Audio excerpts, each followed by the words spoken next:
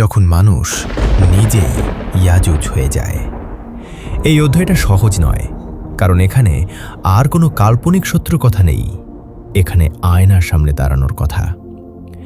ইয়াজুজ মাজুজকে আমরা দূরের কিছু ভাবি, একদিন আসবে, একসময় ধ্বংস করবে।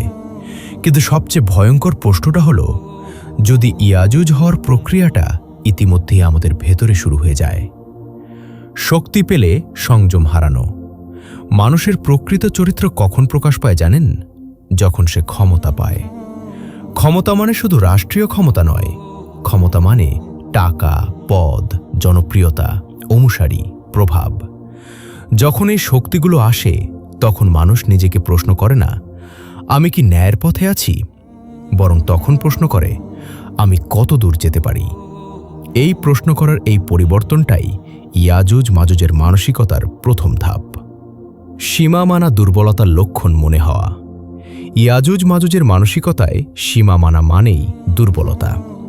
আজকের দুনিয়ায়ও আমরা দেখি, সংযমকে বলা হয় পিছিয়ে থাকা, সততাকে বলা হয় বোকামি, ধৈর্যকে বলা হয় লুজার। এই ভাষাগুলো নিরীহ মনে হলেও ভেতরে ভেতরে একটা ভয়ঙ্কর দর্শন তৈরি করে, যে আল্লাহর সীমারেখা মানবে সে হারবে।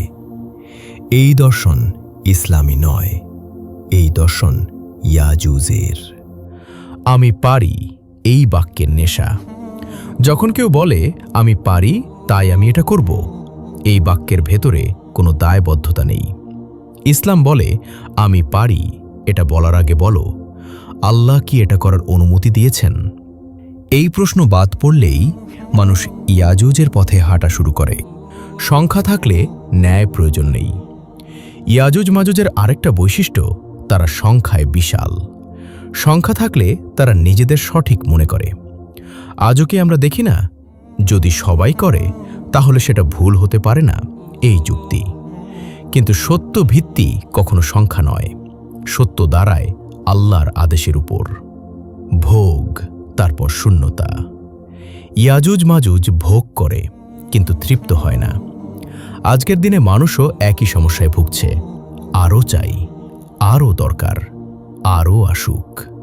এই শেষ না হওয়া চাওয়াটাই মানুষকে ক্লান্ত করে তোলে, কিন্তু সে থামে না, কারণ থামা মানে নিজের দিকে তাকানো।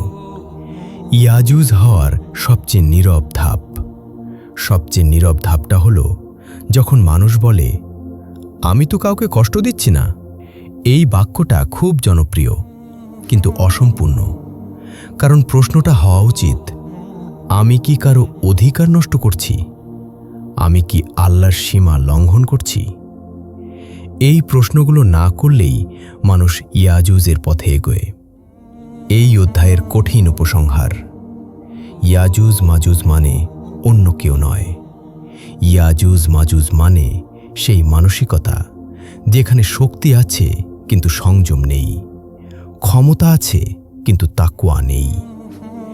এই অধ্যায় আপনাকে ভয় দেখাতে আসেনি, এই অধ্যায় এসেছে আপনাকে থামাতে। কারণ যে থামে সে চাইলে এখনও বাঁচতে পারে।